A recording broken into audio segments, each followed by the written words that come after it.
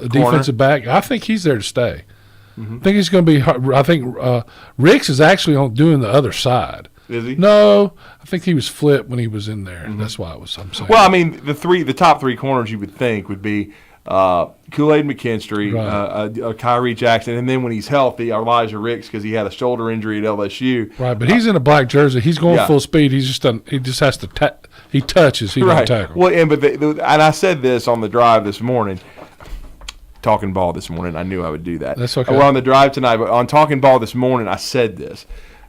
I think the injuries to Job and to Jalen Armour-Davis, while they played a big factor in Alabama not winning it all against Georgia in the national championship game and finishing the drill, in hindsight, it's going to benefit this year's team because Kool-Aid McKinstry got thrown into the fire at the end of the year. Kyrie Jackson got thrown into the fire, and now you add Elijah Ricks. You should have three really good corners, and you need three at least to play in the I think SEC. a guy that's stepping up is Devontae Smith. Yeah, Devonta. Devonta. You say Devontae or Devonta? I think this one is Devonta. That's what I think. He's a cousin of Sean Alexander, and he was basically a redshirt freshman. Did they list him as a redshirt freshman or a sophomore? You never know because of how many games these guys play in because of the 4-game rule.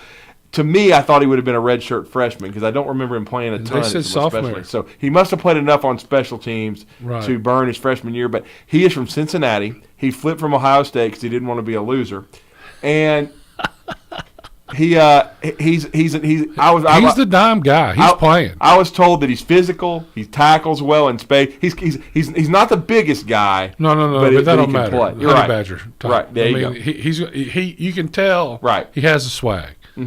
He's not intimidated one bit out there. And so that's very interesting that you would say he's right now the guy that the kind of the in-box safety close to the line of scrimmage that they would trust right now. And he's a guy, again, that I heard good things from when he got there last year. But as you know, Wes, especially with guys in the secondary, it's about learning the scheme first and not thinking, just playing. So as it's been, well documented, the Terminator, Will Anderson, did not practice. I noticed right off, you can just tell because he has a presence on the field. No doubt.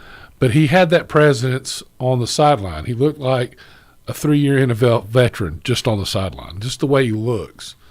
And anyway, so they had the other guys, Dallas Turner and what's the other defensive end. They did well though. They're not bad. Well, I know Chris Braswell has played a lot. Chris Braswell. Yeah, I still think he can be a very productive player. They can create a role for. Oh yeah, they're all going to play. You got to, especially early. Tim Smith, of course, and DJ Dell, and a Boygby.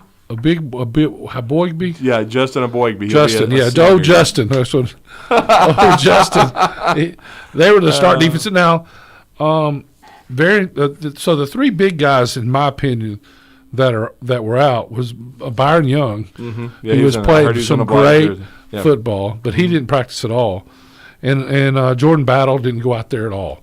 And I think it's one of those deals he doesn't have to. Right. But what was fun to me is seeing Malachi Moore out there. Did he look healthy? Yes, he looked healthy. Because I think that's been a big thing. Yes. Big part of it. Yeah. There's no question. He looked healthy, and they weren't trying to hold him back. Brian Branch, of course, was out there. They were both playing safety while I was there, and I'm gonna tell you, I was hard on Henry To'oTo'o last year, early especially. I think deservedly so, but he looked like a different player. He did at the end of last year too. Yeah, I thought the second half of the year he finally got comfortable. Yeah, I think the last 30% he started playing and not running by the play and playing within himself. And then I thought Moody did well, Jalen Moody. I know they're pushing him. Coach Saban's basically saying wants to see if he's a starter. Yeah, exactly. And he's been close the whole time. We've seen him flash. He made some plays though. He has. You've always been high on him. When he's had an opportunity to play, when people get banged up, he's always stepped up. You know what I've noticed is Coach Saban, he only gets mad at those guys that are, if they keep doing the same mistake twice and the defense not doing good, he's going to explode. But really mostly stays on the third-year guys, whether it's a redshirt sophomore or junior. They should know. That, well, not only should they know, but he thinks they're not doing as good as they should be. You know what I'm saying? Like they should be playing. They should be. He wants them to play. He wants them to prove that because they put in the time in his mind. Right, and they have not matured, and he's trying to get them to mature. He's trying to give them the push off the end of the cliff to get them going. So it's just interesting. Now I can tell when he's on a guy and when he's really mad, because there's a difference I've learned after watching him for 13 years in these practices. But he was rather composed for the most part. If he doesn't yell at somebody, they don't get it into practice yet. Interesting on the offensive line. Right. I thought Amari Kite did good. Well, and this is number 78 from Thompson High School. That Wes he was playing left tackle, and I think the offensive line overall. I thought all the offensive linemen run block a lot better than they did last year. I will say hat on a hat, yeah. Hat on a hat. There's still pass protection issues, mostly during the what Coach Saban said was a third down period. You saw that. They had trouble picking up the blitz still. And, they have 2 or 3 new guys in there. That's not uncommon. It's little things. It's steps. If you misstep, you're done. And of course, you played the position, so that's something you really look at. Yeah, it's everything is it's so technique oriented, and if you haven't done it, you don't know what you're doing. High school doesn't. There's no comparison, and you're going against guys that can fly. Anyway, I thought the offensive line had a good first scrimmage. Latham looks like a different player to me. Yeah, but I was going to ask you about him because I've been hearing that body-wise he looks different. Body-wise, maturity-wise, confidence. He had some legs. They did a little X block, which is where the guard goes and blocks defensive tackle, and the tackle comes around and blocks the. He looked like Larry Little back in the day. Oh Lord, that's Miami Dolphins. Your dad wouldn't have known a lot about. Yeah, and he just hit the guy right in the mouth, and then it was yelling, excited. There's stuff like that in the scrimmage because you don't have 100,000 people. You don't have to do that in a regular almost game. Create your own energy. Exactly, and everybody feel that this is a little different than practice. You got to step it up. This is the time you get better. This is what you practice to do. This is how this team has a long way to go. I will say that. It's not automatic. Cameron Latou, he got a little hurt, but he was playing. He was a starting tight end. Robbie Oots. Take that. 45. Yeah. Robbie Oots. He's kind of he's going to be.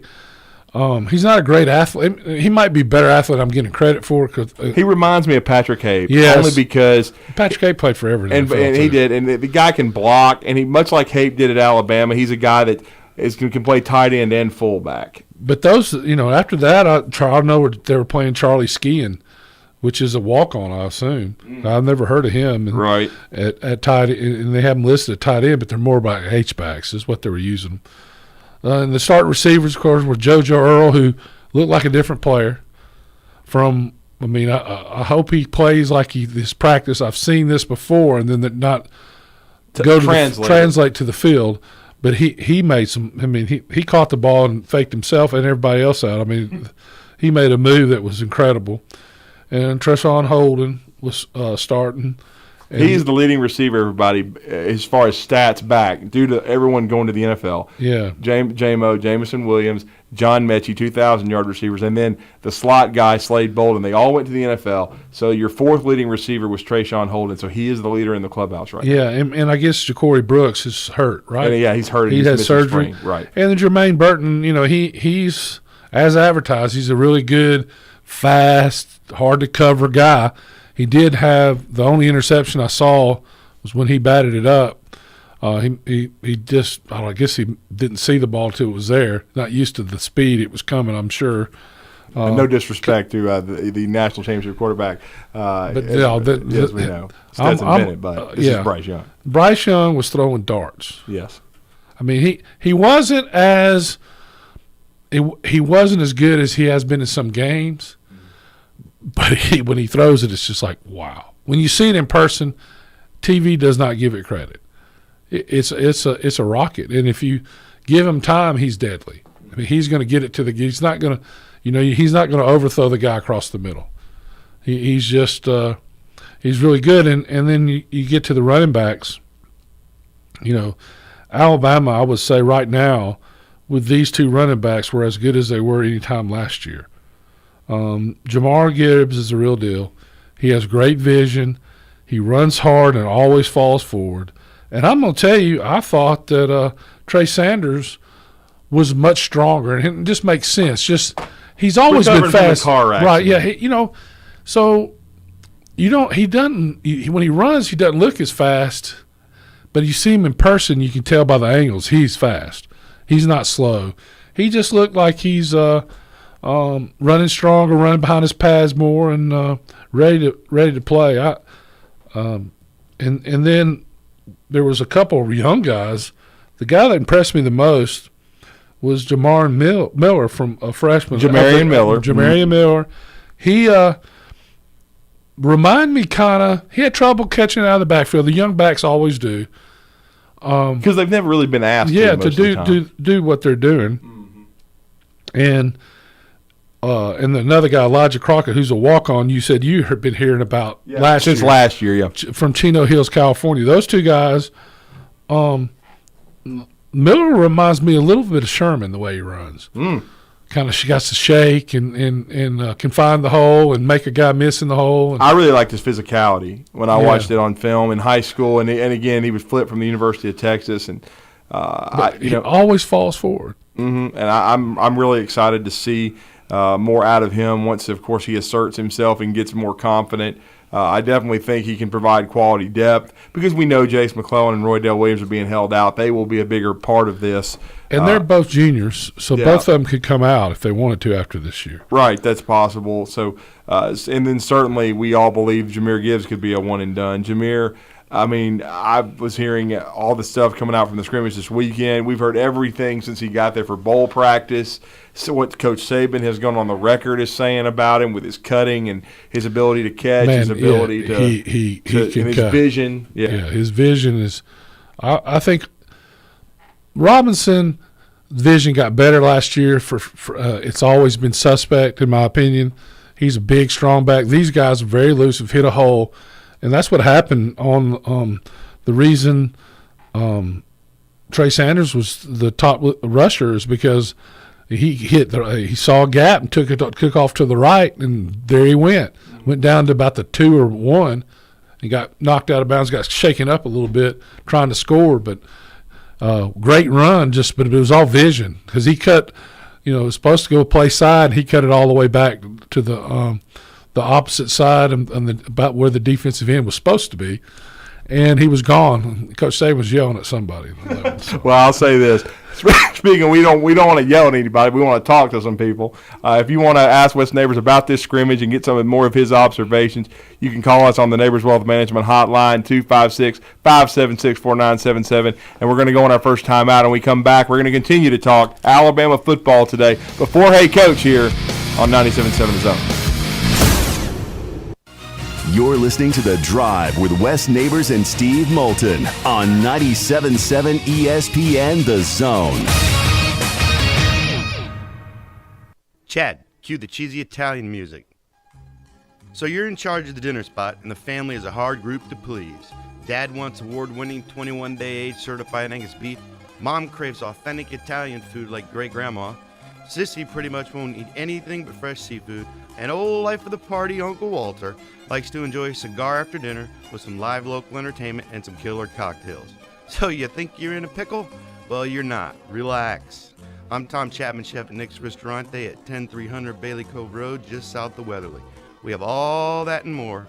Our friendly and helpful staff is eager to help you Tuesday through Saturday, starting at 5. So, corral that crazy crew of yours and give us a call at 256-489-8280 or tell them to check us out at nicksristorante.com. I promise you, the gang will all think you're a culinary cruise director of awesomeness if you take them all to Nick's. See you soon. Ciao. Okay, Chad, kill that music. Nick's is for patrons 19 or older. The kitchen is the heart of any home. It's where the family gathers. It's where kids discover old recipes and make them their own. Just starting out or just now getting started on the dream kitchen you've always wanted? I'm Chris Haygood, and from all of us here at Bob Wallace Appliance to the home builders and the homeowners of the Huntsville area, a heartfelt thank you for buying local. We're in Huntsville, Florence, and Coleman, and online at bobwallaceappliance.com.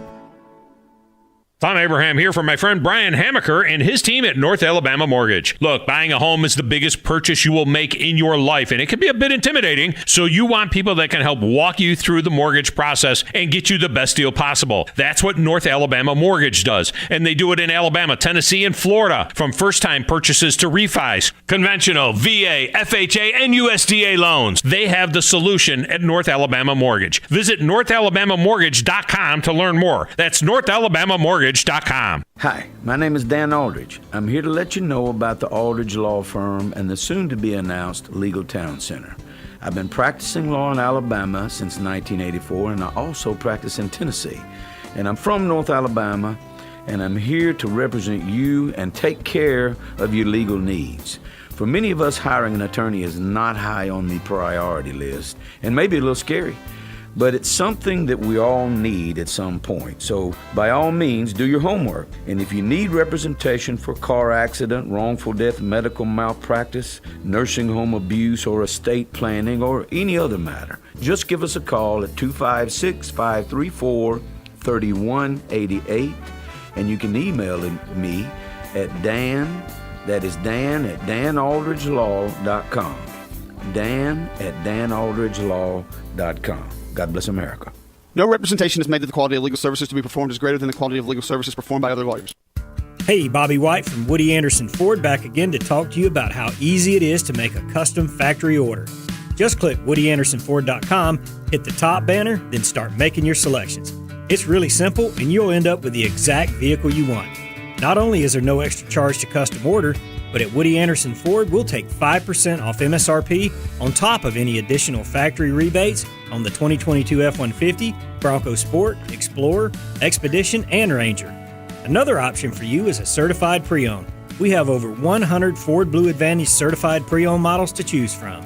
Our Ford Gold certified are low mileage, gently used with great warranties. They've passed a 175-point inspection by certified technicians and come with a 24-hour roadside assistance, plus a full tank of gas and a fresh oil change. Also, don't forget our service department is offering a free pickup and delivery when it's time for your next Ford service. Woody Anderson Ford, Jordan at Sparkman, hope to see you soon. This segment of The Drive is brought to you by Woody Anderson Ford, located online at WoodyAndersonFord.com with 2 locations, Hughes Road in Madison and Jordan Lane in Huntsville.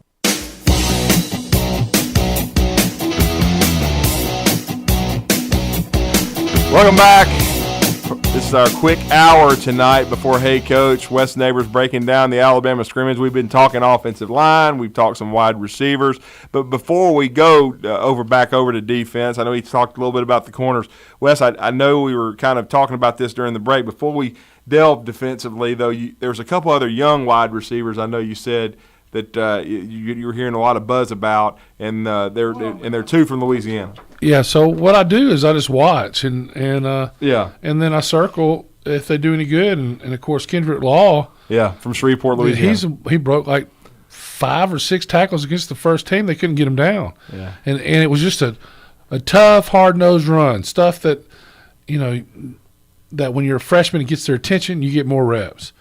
And then of course Aaron Anderson was on the second team also. New Orleans. Yep. And along with Tyu Jones-Bell. Tyu was in there from Miami also. So they're giving those guys some looks, and they started making plays. Listen, Alabama has a guy, the quarterback, was to me impressed me as much as anybody. Yeah, we need to talk about that too. And are you talking? Is it because we know who the starter is? That's going to be Bryce Young, the Heisman Trophy winner. Not close. But we're talking about Jalen Milroe and Ty Simpson, who both got a lot of reps. Jalen Milroe still does not look comfortable to me. More comfortable as a passer. Right. but he's recognized who to throw it to. He's just not comfortable to sit and make the throw. I mean, he was a little bit off. Still hesitating? Yes, still hesitating, not getting the ball there. But if he ever gets it, he could be an awesome player. I mean, I know what Saban sees it. Yeah. And that's why he's trying to give him credit, because he don't want him worried about Ty Simpson, because Ty Simpson is he reminded me of Mac Jones' first scrimmage. Wow. I know you were very high on Mac from the beginning. Yeah, and he got better during the scrimmage, and the competitiveness in the throw. He made a couple throws, one for a touchdown, that was totally legit, like big time.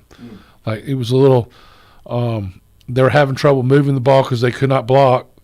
We'll talk about this in a minute. They couldn't block these two guys, and he just backed up and just threw a laser for a touchdown. The kid has an arm. He's very competitive. You could see him as he got more comfortable. Coach's son. Yeah, that he is. He did really well with the twos. The threes had a lot of young offensive linemen. They did run the ball well. I got to give them that. Yeah. I thought all three offensive line blocked the run very well. And what I also heard about Ty Simpson, and we know Milrose, you've already told us that he's one of the 2 to 3 fastest guys on the team, but Simpson also has outstanding mobility from what I hear. He is quicker, I would say, than Mac. He appears to be. Mac's kind of codgy about how he did things. He's just worst slider ever. But other than that, he in the pocket, he was unbelievable. This guy just needs time. I mean, I thought that Ty Simpson is a better backup now than would have been last year if we had a backup. And I will say that Jalen Milroe has a huge upside. He's just not there yet. And speaking of the defense, one of the things we talked about at the start of the show was replacing Fedarian Mathis in his inside pass rush. You've got your 2 leading sackers back, or at least the 2 guys. Of course, Will Anderson led the nation with 17.5. Behind him was Fedarian Mathis. He was actually the second with 9, but 8.5 for Dallas Turner. So you have lost your top interior pass rusher that made those 2 guys' jobs easier. But you saw some young players along the defensive line that caught your eye. Jamel Burrows, he showed flashes last year. Especially against Southern Miss. He impressed a lot of people. And he showed flashes in the scrimmage. I don't think he's consistent.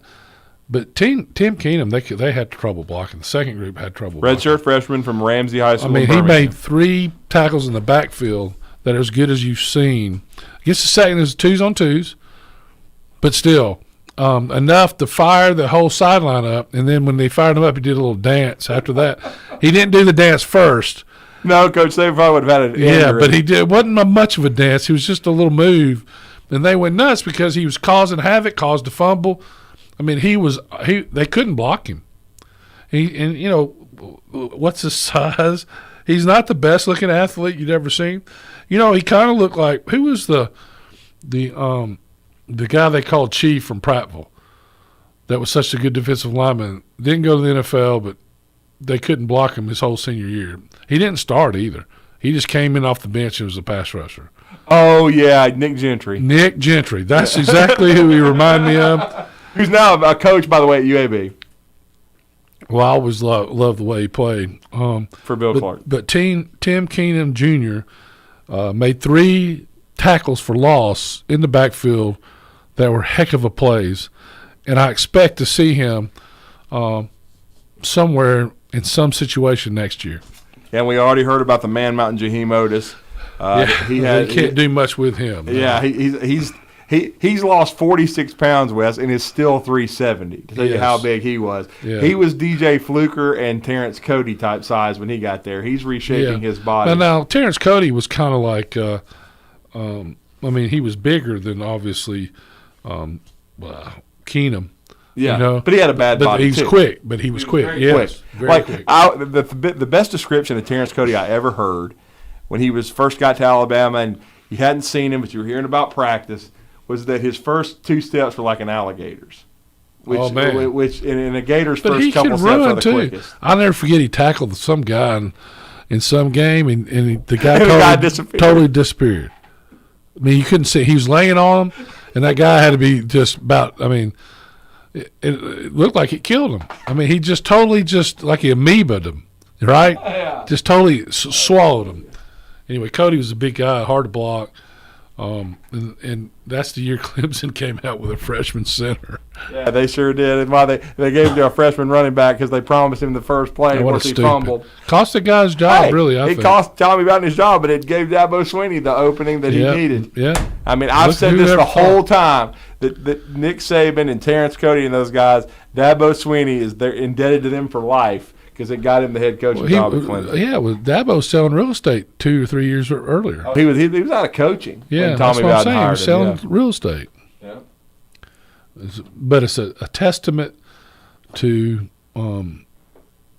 intestinal fortitude. Yeah.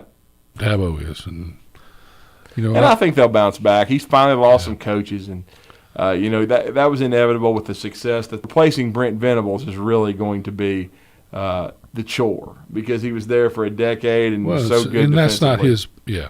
Yeah, and Dabo's an offensive guy. So, Drew, which one of these guys was Kendrick Law? Was he highly recruited? Yes. Now, I think Aaron Anderson had more buzz and was probably of the guys of the 4 they signed was probably the most highly ballyhooed guy when he flipped from LSU. But Kendrick Law, who committed on signing day, was probably second. And then Isaiah Bond third because Isaiah Bond had been committed to Florida. He's not there yet. He's not there. Big-time speed. And then Shaz Preston is a guy that, was someone that is just a John Mechie type because John was a 4-star but wasn't as ballyhooed as some of the others that he came in with but became a really good player.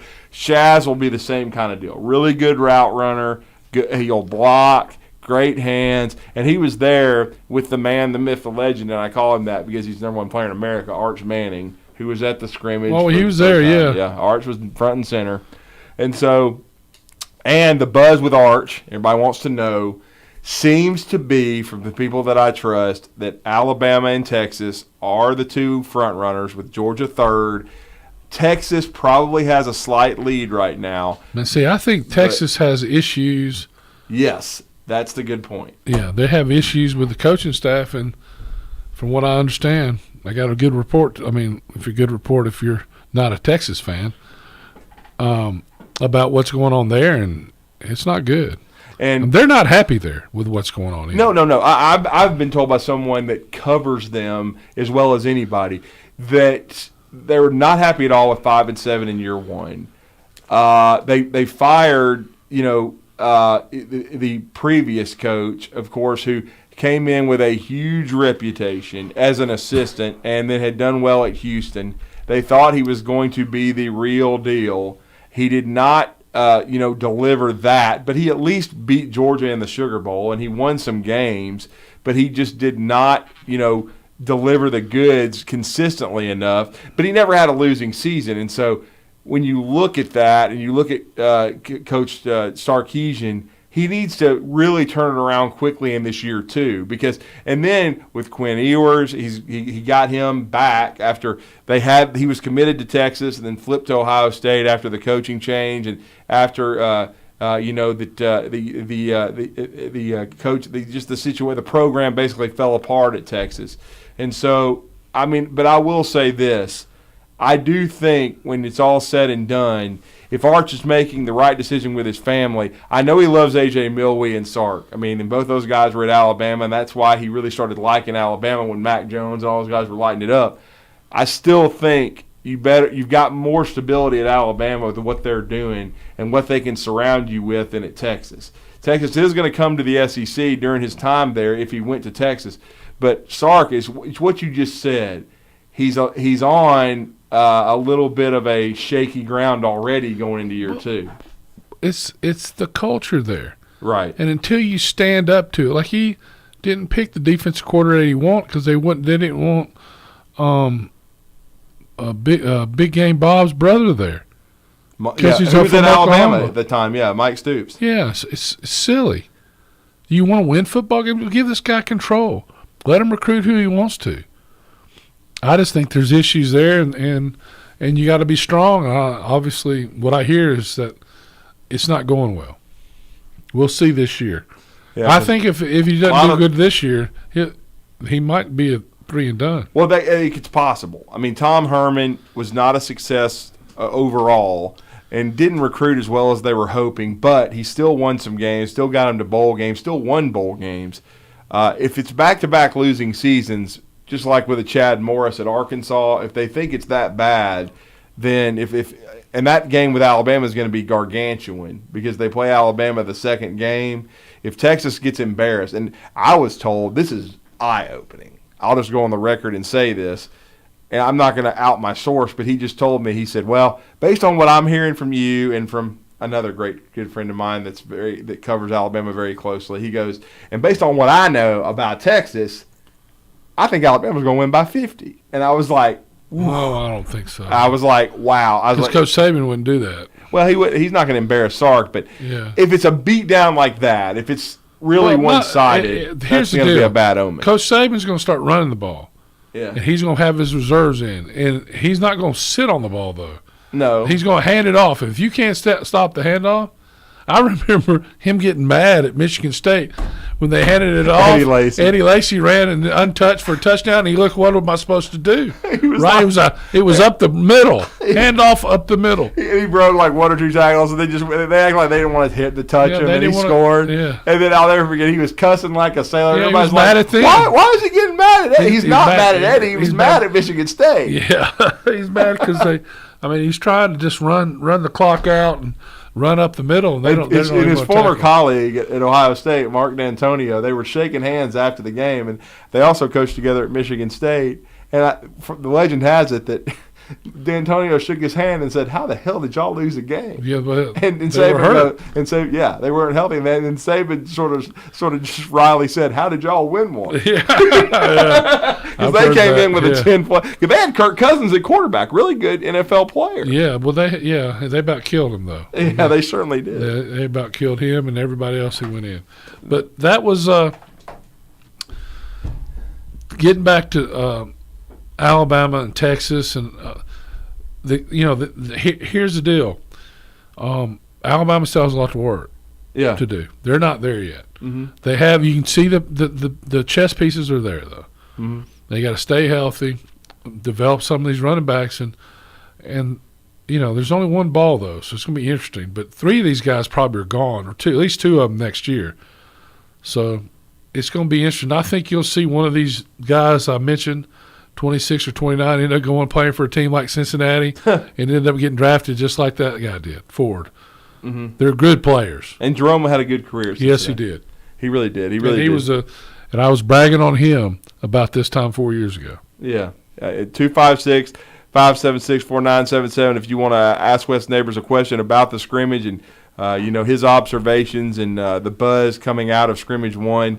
So one thing that's going to be music to a lot of people's ears, Wes, we haven't talked about much of the kicking game. We know Will Reichert is back, and he's had put 2 really good years together back to back as place kicker.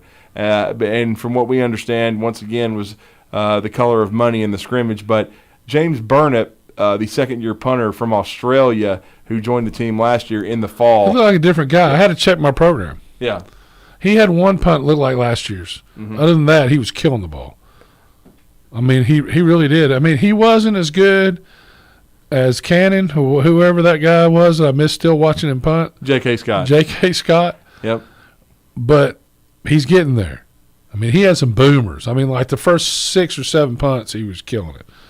And then he had not one. It wasn't bad, but it was like his one he had last year. I'd look and check the number, and it was him. I mean, because after a while, I was getting spoiled. No question about that, no doubt. Well, we're going to go on our final timeout. When we come back, we are going to close out our hour here talking Alabama scrimmage before Hey Coach. Wes Neighbors is going to take your phone calls. If you want to join us, 256-576-4977. You're listening to The Drive with Wes Neighbors and Steve Moulton on 97.7 ESPN The Zone. Tom Luganbill here for my friends at Woody Anderson Ford. Bobby White and his team take great pride in their service department, and you can see it the moment you walk into those beautiful new service lanes. And just like a championship team, they all work together to make sure your experience is second to none, whether you drive a Ford or not. Also, check out the gold certified pre-owned inventory at Woody Anderson Ford for great deals every day.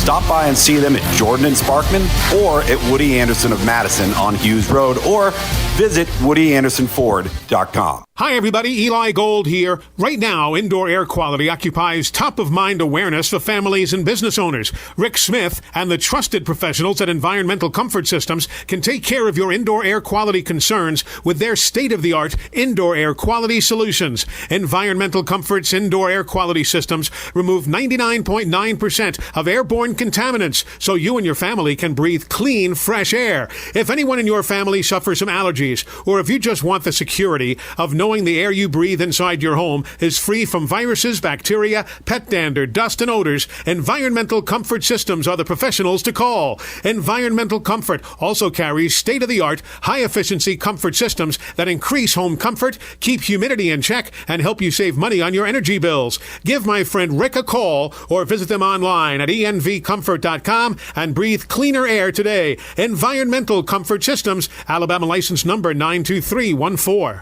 The kitchen is the heart of any home. It's where the family gathers. It's where kids discover old recipes and make them their own. Just starting out or just now getting started on the dream kitchen you've always wanted? I'm Chris Haygood, and from all of us here at Bob Wallace Appliance to the home builders and the homeowners of the Huntsville area, a heartfelt thank you for buying local. We're in Huntsville, Florence, and Coleman, and online at bobwallaceappliance.com. Ann Adams with Berkshire Hathaway Rise Real Estate is the one name to know if you're buying or selling real estate. With years of local experience, Ann Adams offers buyers in-depth knowledge of the local housing market and will narrow available properties down to those you'll be interested in so you can save time when shopping for your new home. If you're ready to sell, Ann offers a seamless process using accurate pricing and expert negotiation skills to make sure you get a fair price for your home. Call Ann Adams today at 256-337-2625 or log on bhhsriserealestate.com. When I chose a garage door company, I did my homework. I needed Precision Overhead Garage Door Service. They have a 5-star Google rating. I checked their reviews and liked what their customers had to say. Precision Overhead Garage Door has lifetime warranty packages. Same-day service if I call before 2 p.m. If they can't make it the same day, my service call fee the next day is waived. They did a 25-point safety inspection on the door and operator. Now that's peace of mind. Residential, commercial, and gate services. Precision Overhead Garage Door Service. Call 256-400-4500. The world champs are back. The Braves are out to defend their world championship. And behind Matt Olson, Ronald Acuna, Dansby Swanson, Max Fried, and this loaded 2022 roster, a repeat is within reach. Here goes Ozzie, 2-2 on the way, hit well. Deep center field. Might have ourselves a tie ball game. You betcha. And we'll bring you every huge moment of the Braves 2022 season right here on the Atlanta Braves Radio Network. Electric cars are coming faster than you think, and that's why we're bringing SEMA Connect to Alabama. Our team educates you and helps provide a long-term plan for your business. Where to put them, how to get them there, how to pay for them, tax incentives, service, and monitoring. We take care of everything. Doing the right thing means bringing EV car chargers to Alabama. Let us help you with your EV charging plan. From the Fox 54 Weather Center, I'm meteorologist Emily Owen. For this Monday, expect a partly sunny sky. High temperatures topping out in the mid-70s for the afternoon. Will be remaining dry for this Monday as well. For your Monday night, a few isolated showers mainly after midnight. A mostly cloudy sky. Low temperatures falling into the lower 50s for the overnight. I'm meteorologist Emily Owen on your home for ESPN Radio 97.7 ESPN, The Zone. Greeny with Mike Greenberg. This is Mike Greenberg. Be sure and download the app today. Just search for 97.7 ESPN and listen to my show every weekday right here on 97.7 ESPN The Zone.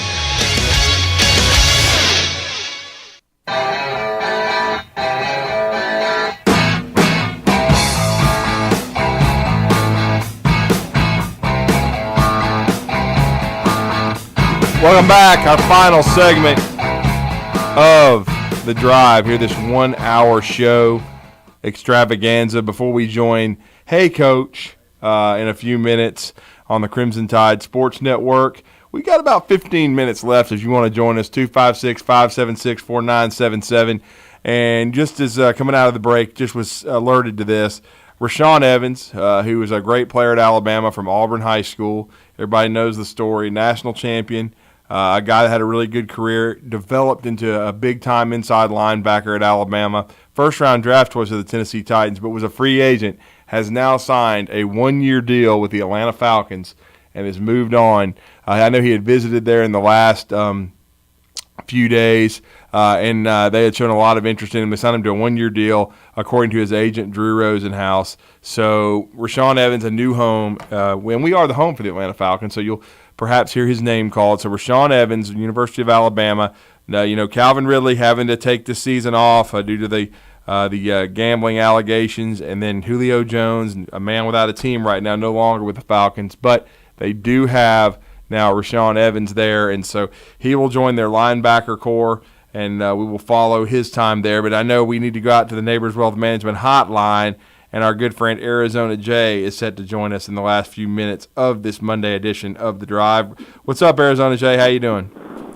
Man, just getting back from Nashville. Probably spent the whole week. I mean, I'm barely, getting past Fayetteville right now. But, man, this is real funny. I mean, I'm up there in my Auburn gear, all week. And it's just funny how Tennessee fans really, try to talk junk to you. You can't help but look at them. You can't help but look at them like, bless your heart. You know what I mean? It's like, you really feel like that real chill Rottweiler, and you got the Chihuahua barking at you, and you just looking at okay. 98's a long time ago. In a galaxy far, far away. Sorry, Smokey. Man. But anyway, it did happen. No, but the funny thing is, I'm delivering to somebody. I'm trying to find them. But, I mean, I was getting looks, real crazy looks the whole time. But I'm yeah, I'm the guy standing outside with the all-blue Auburn hat on. And the lady went from, yeah, okay, to boo! And I'm and I'm sitting there what is going on? And then she came down. She's like, how come you ain't got any orange on? I'm what are you talking about? Well, orange is part of Auburn's colors. You could have told her that. Nah, that's a different kind of orange. Oh, yeah, I know. She's talking about that Tennessee orange. Yeah, that Tennessee orange. And I'm just, looking at her okay. I mean, and that just happened, right before I left. But, but the whole week. And, they're all excited because of baseball or whatever. But you're just looking at them yay, you guys are good at baseball. Good for you. Got something to talk about. But I don't know. They really try to come yeah, this is how the SEC is. Dude, you guys get relevant first before you start talking.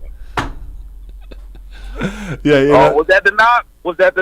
Yep, you got a knock. I'm just slapping the table a little bit. And, and you're right. I mean, it's been a struggle football-wise. I did think Josh Heupel had a good first year. We'll see if they can build on it. Certainly, Tennessee was a huge disappointment in the NCAA tournament because I had the Vols winning it all. I did, too, in one of my brackets. And then they fall to Michigan in the second round, the round of 32. Very disappointing. The entire SEC in basketball in March. It was a really good regular season, but it was disappointing. But, yes, right now in baseball, 27-1. Tony Vitello has got them rolling. They swept Vanderbilt, even with that controversy on Friday night with Jordan Beck, who's from our community, great player, great athlete at Hazel Green, great baseball player, maybe a first-round draft choice. He gets called out after hitting a home run for using an illegal bat, so we'll see what comes of that. But still, Tennessee, you can't argue with them very much what they're doing on the mound, at the plate, defensively. They're the best team right now in college baseball, in the best league. They're off to a 9-0 start, which is kind of unheard of with the SEC and how good it is. But again, congrats to Tony Vitello in Tennessee. But the football still got a ways to go if you're going to jump over Georgia, the national champions, and Florida and people of that nature. I mean, hey, are you talking about the bat? Dude was talking about the labels being ripped off. Yeah. Coincidentally ripped off the bat, and somebody is inspect his transcripts. He's really like a 30-year-old dude from like Venezuela or something. Or, I don't know what he was talking about, but well, they're joking. It was really referencing Talladega Nights. Oh, okay, but it's kind of funny. Like it's like, oh, bro, we have our troubles right now, but you know, we're relevant. Like, but I mean, I don't know. Everybody wants something to talk about, and it just kind of really tripped me out. It's just you kind of look at people like, you have the audacity to look at me like this. You know, it's like, you know, I'm not even bothering you right now. Like, you know, but I mean, Nashville still is a beautiful city. It's growing. I love going up there every weekend, and I mean, that's all I had to say. It just feels good to be back home for a little bit. Well, safe travels, man. Welcome back to North Alabama. We appreciate Good to have you back. Absolutely. Thank you for calling. All right, fellas. All right. And now we're going to go back out to the Neighbors Wealth Management Hotline. Jimbo set to join us. What's up, Jimbo? Hey, how you doing, man? I get on to the back to the scrimmage again. Yes, sir. West Neighbors is loaded and ready. Yeah, I'm glad. It's a great show, by the way. Thank you. Really appreciative of what you guys information y'all are volunteering. But anyway, I was going to ask about first of all, the offensive line. I know the first unit or two might have played pretty well, but I was wondering if there were any younger guys like sophomores, Brockmeyer guys, or anybody. Okay, so made any progress. Yeah, so the center Brockmeyer, which one's him? James Brockmeyer. James. He was in a boot. He was not practicing. Yeah. He's been hurt since he been, and it's worse than they thought. So they put him in a boot. Tommy, I thought did well. He played the second string left tackle. I thought he's getting better. He's been hurt a little bit too, and as Drew said, needs to get a little stronger. But I think they're developing. It's just, you know, you got to wait your turn with these guys there, unless you're just a freak athlete. You know, I agree. You know, and it's just a bunch of hard work that you got to get done. You know. Yeah. But the second question I had was about. I believe you mentioned something about a Crockett kid, a walk on that looked pretty good. Let's see. Is that correct? Yes, sir. It's Elijah Crockett. Elijah Crockett. Yeah, he's a walk-on running back from Chino Hills, California. Yeah, he's from the Southern California, and I think his recruitment was affected adversely due to COVID, and he didn't get the offers he was anticipating, and he decided to walk on to Alabama. Was hearing some things about him last year, basically some scout team work he was doing. Yeah, him and Miller look a lot alike. Yeah. One's 26 and one's 29, and you got to just concentrate to see. I think one of them has had trouble with fumbles. Mm-hmm. They fumbled, but they called it down during the scrimmage. And both of them are effective, though. I mean, you know, when you look for a running back, you look for a guy that can hit the hole and fall forward against guys that are really good, you know, on defense. And both these guys were doing that. Yeah. Oh, yeah. And can get you 4 or 5 yards when maybe some guys only get 2. And I thought that the running backs all looked very shifty. The guys, and they all could take it to the house. And we hadn't had that in a while. Mm-hmm. So those guys, those last 2 guys you spoke about, were at least got a great deal of potential. Oh yeah, they're young. Both of them are young. One's a sophomore, one's a freshman. I expect, you know, they got to, you know, Jamar Gibbs. He's the real deal. He'll be one and done, unless he gets hurt. This is Trey Sanders. It's his redshirt junior year. He has 1 year if he wants to.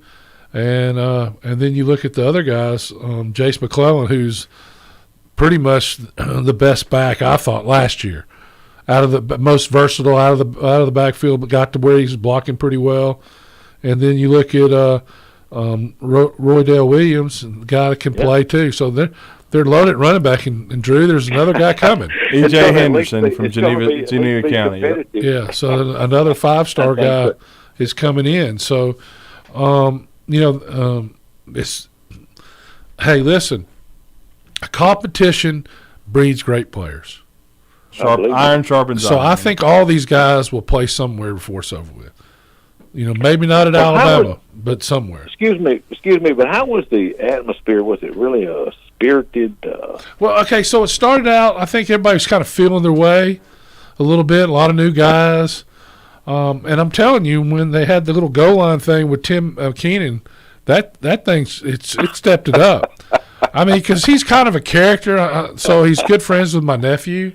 They say he wears a cowboy hat everywhere he goes, and he's kind of acts country, I guess is what they say, kind of a country cowboy guy. And he's somewhat of a character, a fun-loving guy. Drew said a lot of people didn't like his body. They were scared, but the guy can play. I mean, He just made plays, and he made them 3 in a row, and they weren't like kind of just barely in the backfield. I mean, he just broke. They couldn't do anything with him, and he dominated. And, you can still miss the tackle and get in the backfield, all that. He stayed square. He had good angles. He did everything right, head up. It was just it was impressive. He got your attention, and I think you'll see him for the end of the year next year playing on passing downs, if nothing else. That really sounds great. I like that. But let me ask you this, my last question. I get out of here. I know y'all ready to go. Who did he deplete on that tackle? I don't remember who exactly he hit, because what happened is he hit him the first time. There were people going a little bit nuts. The second time. They were going really nuts. The third time they just lost it. I mean, they just totally lost it. So you could not see who all was involved. I mean, I'm pretty sure one of the offensive linemen was Jaden Roberts, which is a freshman. Yeah, big Jaden Roberts. I heard it. Might be Roberts. Anyway, thank you guys. Great show, and keep on keeping on. Appreciate it, Jimbo. And who better than to close the show with? Then we get someone to check in from the Breezeway, and that is the one and only Rat Cephas. What's up, Rat Cephas? Hey guys, how you doing, Rat? Good. I was up in Knoxville watching a baseball game between Alabama and Tennessee. And it got into a fight. Uh-oh. The Alabama guy run over the Tennessee catcher at the plate, and it was.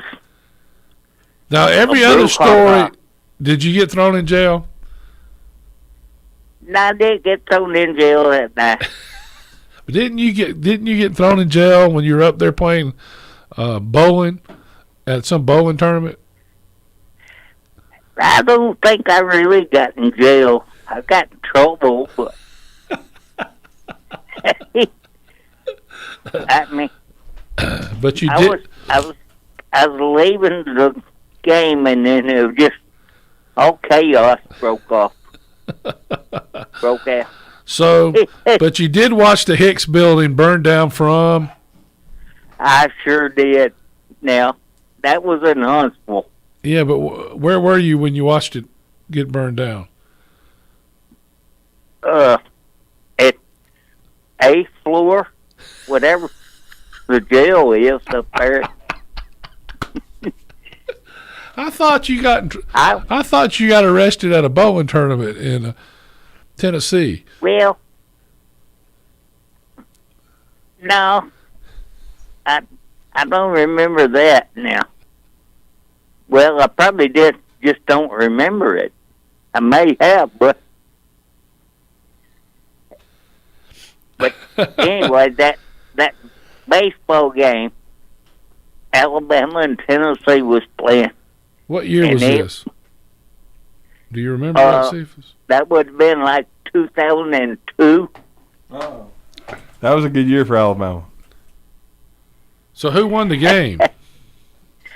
Alabama. I never saw Alabama lose up at Tennessee. I've seen them play softball, baseball, basketball. We beat Tennessee every. We're gonna have to put you on the damn plane. That's what we're gonna have to do. You got to be. Yeah, we're going to need you going to Tennessee in a couple weeks in baseball. I'm going to tell you that. This ain't 2002. I need to call who's the athletic director now? Greg Burns. Greg Burns, and tell him, hey, we got a bowling consultant that needs to go to every sporting event in Knoxville. Yeah, Alabama's going to need all the help they can get going to that place. Yes, no question the way they're playing better, but Tennessee is unbelievable right now. Thank you, Rat Cephas. Oh, in baseball? Go ahead. Tennessee's doing pretty good. Yeah, they're doing really good. 27-1, man. Thanks, Rat Cephas. Appreciate it. Appreciate everybody. Jimbo, thank you for calling. Arizona J. Wes, great observations. We're going to join Hey Coach in just a couple of minutes. It's going to be a great show tonight. Roger Hoover will be hosting. And, of course, they're going to feature Margot Greer, the head swim and diving coach for the University of Alabama. Jay Sewell, National Championship Golf Program, going to join the show, the men's program. And then, of course, Dana Duckworth with the storied Alabama Gymnastics program. They're all going to join the show. And Alabama softball going to be on tonight as well. They're going to be playing the Georgia Bulldogs, trying to win Game 3 and win that series. So everybody continue to follow the University of Alabama Athletics here at 97.7 The Zone. For West Neighbors, I'm Drew DeArmond. Everybody have a great rest of your evening, and we'll bring you Talking Ball tomorrow, 7:01 a.m., Scott Tyson and myself.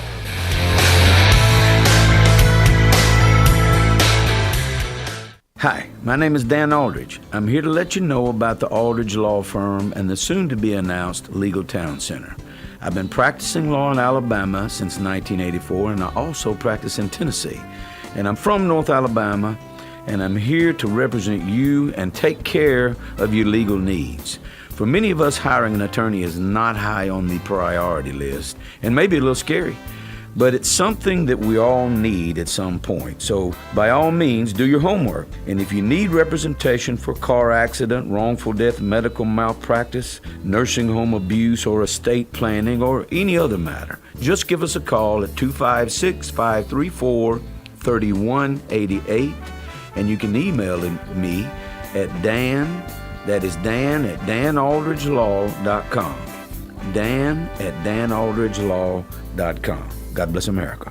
No representation is made that the quality of legal services to be performed is greater than the quality of legal services performed by other lawyers. You know, this process is all about talking ball. Listen to Talkin' Ball with Scott Tyson and Drew DeArmond. What did they want privacy for? To just start talking ball. Every weekday morning, wake up with Scott and Drew. It's Talkin' Ball. 97.7 ESPN, The Zone. Live from Bob Howard's Victory Grill in Tuscaloosa, this is Hey Coach, presented by Alpha Insurance. For auto, home, and life insurance, call Alpha. Also brought to you in part by Ford. For great offers on F-150, see your local Ford dealer. Proud